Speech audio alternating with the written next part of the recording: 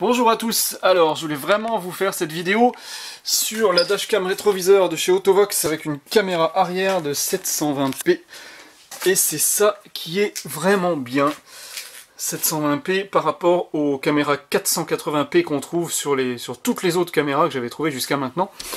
Là j'ai trouvé cette fameuse caméra 720p pour l'arrière et 1080p ou 1296p pour l'avant. Alors voilà, moi je l'ai fixé sur le porte-ampoule. Alors c'est un Renault Kangoo. Bon, je vais vous faire un plan large là déjà. Voilà, c'est un Kangoo tolé. Alors pourquoi j'ai mis une caméra là? Parce que comme c'est un Kangoo tolé à l'arrière, sur mon ancien Kangoo Société, j'avais des vitres. Donc j'avais mis des dashcams. J'avais mis ma dashcam arrière sur la vitre à l'intérieur. Et là j'étais coincé, j'avais plus de solution. Alors j'avais trouvé une solution alternative qui consistait à mettre une petite caméra ici, je l'ai enlevé, j'ai laissé le support en attendant, qui regardait un petit peu vers l'arrière comme ça, mais je voyais pas grand chose, c'était pas ce que je voulais.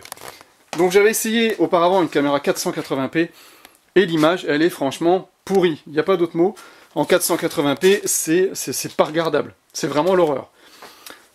Voilà, donc du coup caméra 720p.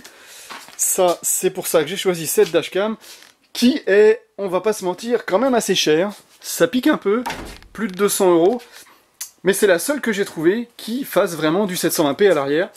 Donc, comme je disais, je l'ai fixé sur le porte-ampoule de l'affichage de plaque. Alors, je vais vous montrer. Alors, je l'ai fixé, j'ai simplement collé au double face. Alors, j'espère que ça va tenir.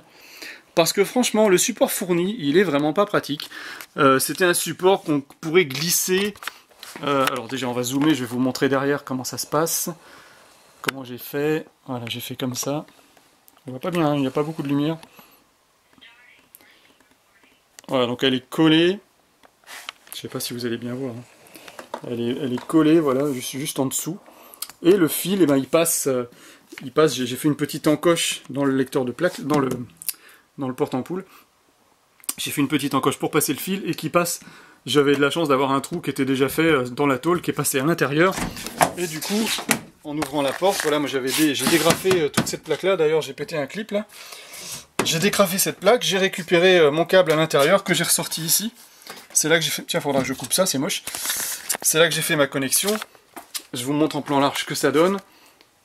Alors j'ai passé le câble, on va dire, un peu comme un goré, mais comme avec cette voiture, j'ai besoin d'ouvrir la porte assez grand. Alors porte gauche, je peux pas le faire parce que j'ai la voiture qui gêne derrière. Je vais vous montrer sur la porte de droite. Voilà, les portes s'ouvrent complètement à 180 degrés. Donc j'avais besoin de laisser beaucoup de mou dans le câble ici. J'ai pas trouvé de solution pour passer ici. Parce qu'à l'intérieur, du coup, il y a de la tôle et je pouvais pas récupérer le câble. Donc j'ai été obligé de faire ce petit montage en volant. C'est pas gênant, c'est un véhicule de société, ça se voit pas, il n'y a pas de vitre. Et à l'intérieur, donc là, j'ai passé le câble rouge, qui est le câble qui va sur le feu de recul, que j'ai voulu connecter, je vous montrerai tout à l'heure pourquoi. C'est pas obligatoire de brancher le fil rouge.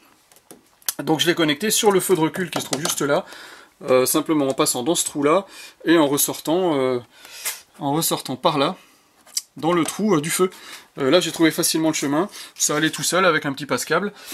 Voilà, c'est pas obligatoire. Ici, j'ai fait simplement cheminer le câble, donc j'ai réussi à passer dans ce trou là, à ressortir au-dessus, mais après, voilà, j'avais pas d'autre choix que de passer en volant. Je l'ai scotché tout le long et ça rentre, voilà, ça va rentrer vers l'habitacle à l'avant. On va donc voir ce qui se passe à l'avant. Je suis déjà à 4 minutes de vidéo, je vais accélérer un petit peu parce que j'ai droit qu'à 10 minutes sur Amazon, ça va être short. Ah bah là on voit rien. On voit rien. Bref, bon le câble sort ici en haut. Ensuite, il suffit de le faire glisser hein, dans le joint de portière là. Voilà, là je l'ai fait passer en haut. Là on se retrouve en haut du pare-brise. Voilà. Au passage, je vous montre, j'ai une caméra à gauche qui filme le côté droit. Et j'ai une caméra à droite qui filme le côté gauche. C'est une G1WH, celle-là, l'autre c'est une G1WCB. Je vous la conseille pas, la G1WCB, elle est pas terrible. Elle bug un petit peu. Et puis derrière, pour le mode parking, j'ai une Kowon AW1. Vous voyez, elle clignote parce que elle a détecté le mouvement, puisque je suis en train de bouger. Je suis désolé, il fait très très sombre. J'ai volontairement filmé dans le noir pour bien voir l'écran. Alors je dis pas qu'on le voit pas bien quand il y a du soleil, mais pour filmer, j'arrivais pas à filmer sans avoir de reflet. Donc j'ai préféré me mettre dans l'obscurité pour vous montrer mieux l'écran de la dashcam. Donc vous avez vu comment je l'ai connecté à l'arrière. Ici tous les câbles arrivent en haut sur le rétroviseur. Vous regarderez les photos qui sont sur Amazon, vous allez voir les connectiques. On a la caméra arrière, la prise pour le GPS et la prise pour l'alimentation. Prenez bien l'alimentation fournie avec la dashcam, c'est très important parce que c'est une alimentation 5 volts 2 ampères, alors que les dashcams habituelles ne sortent que 1 ampère. Pourquoi 2 ampères? Parce qu'en caméra avant, caméra arrière, ça consomme plus de courant. Voilà, le GPS, l'antenne GPS, elle est là, vous voyez, pour l'instant je ne l'ai pas collée, parce que je ne savais pas dans quel sens la coller. Et ben, j'ai bien fait, parce que, en fait, si vous la collez sur le pare-brise, il faut coller de cette façon-là, c'est-à-dire que faut la mettre à l'envers en fait. L'autocollant rouge, l'autocollant doit être vers vous, et la partie noire doit être vers le ciel. Si le cœur vous en dit, alors c'est une antenne GPS que je connais bien, celle-ci. Il suffit d'enlever l'autocollant complètement derrière, de défaire les 4 vis, et vous retournez la puce GPS, vous la mettez à l'envers si vraiment vous voulez un montage propre, mais dans ce cas-là, il faudra remettre un autocollant vous-même, double face. Donc pour l'instant, voilà, moi je ne l'ai encore pas collé parce que je voulais être sûr du sens. Voilà, je vais vous montrer la petite musique derrière, c'est un SMS, tant pis, ça va sonner pendant 5 minutes. Je vais vous montrer la dashcam. Là, le clignotement rouge en haut à gauche, c'est parce qu'elle est en train d'enregistrer. Là, ce qu'on voit actuellement, c'est la vue arrière. Je vais vous montrer, donc voilà ce qu'on voit. C'est effectivement la vue arrière. Elle est inversée. Normal, c'est une caméra de recul. Donc la vision est inversée. Et ça, c'est très bien pour une caméra de recul.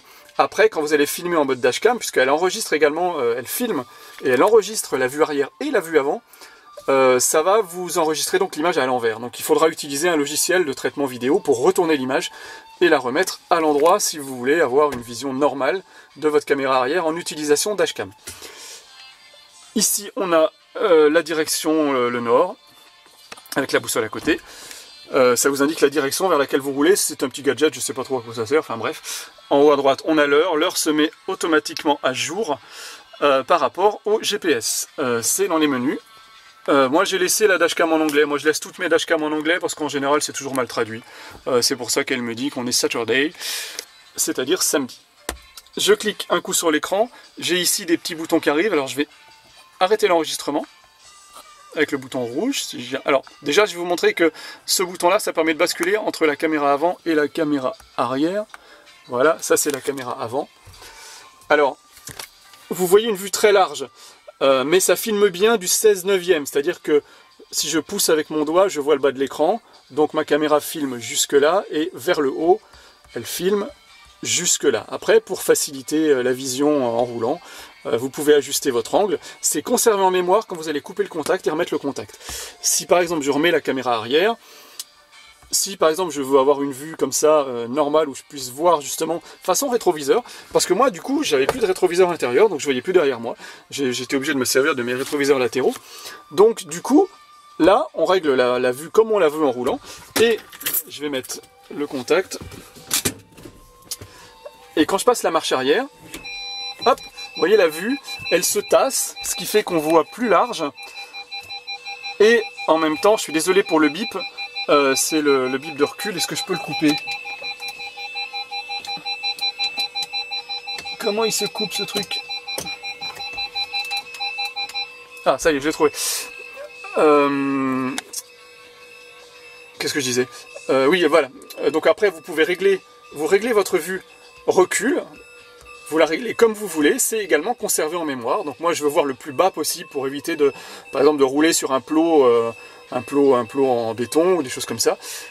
Donc j'ai réglé le plus bas possible, et après quand j'enlève la marche arrière, je retrouve la vue que j'avais sélectionnée auparavant. Et ça c'est génial. Donc j'arrête l'enregistrement. On peut verrouiller un enregistrement, vous voyez il y avait le petit cadenas en bas à droite. On va passer très vite sur les fonctions dashcam, c'est du classique. Je voudrais vous montrer quand même ce qu'on a comme paramètres. On n'a pas grand chose comme paramètres. On a la carte SD. Ouais, si je coupe la lumière, là, ça va pas aller mieux là. Ouais, c'est mieux comme ça. On a la carte SD. On a LWS, c'est le détection de chevauchement de ligne, ça c'est pas terrible. Speed, on vous demande kilomètre-heure ou miles par heure. L'heure, on vous demande si vous voulez régler par le GPS ou manuellement. Tiens, j'ai appuyé dessus sans faire exprès. C'est dur de filmer puis de regarder en même temps. Le driving mode. Driving mode, ça vous met quand vous êtes en train de rouler. Au bout d'un moment, au bout d'une dizaine de secondes, ça vous affiche ça.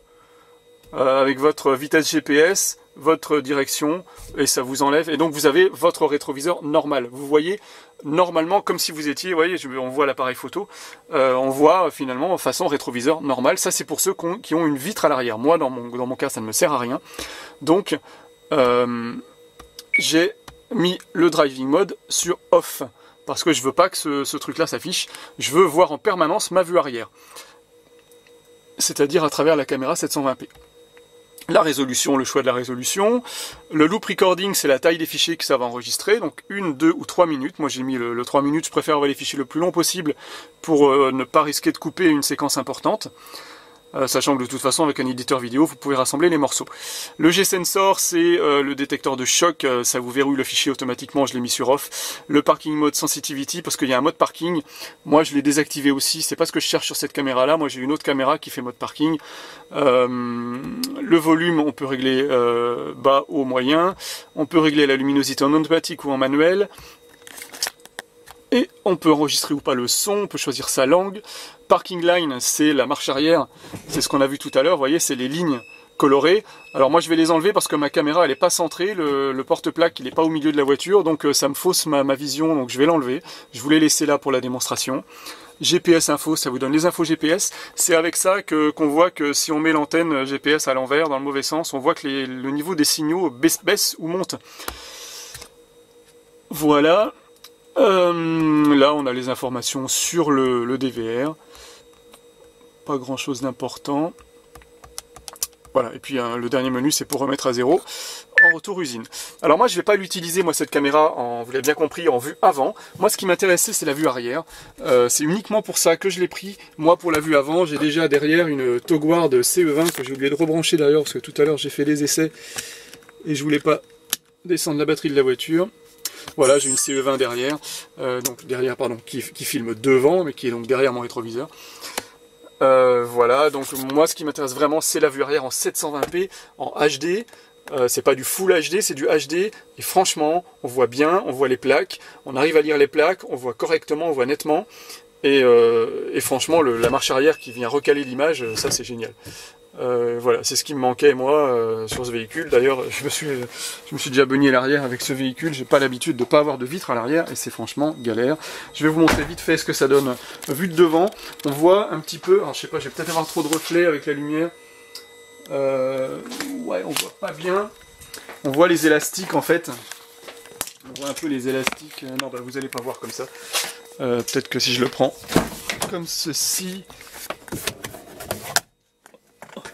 Je vais le tourner, hein, j'ai pas le choix. Voilà, on voit un peu les élastiques comme ça derrière le rétro. Mon rétro est gris clair. Sur un rétro foncé, vous le verrez beaucoup moins. J'en suis à 13 minutes, je suis vraiment désolé, je vais être obligé de m'arrêter là. Je vous mettrai dans le commentaire texte vraiment ce que je pense de la qualité vidéo, parce que j'ai encore pas pu étudier les images réellement sur l'ordinateur. Donc je vous dirai exactement ce que j'en pense au niveau de la qualité vidéo de la vue avant, puisque il y en a forcément qui seront intéressés par la caméra avant également.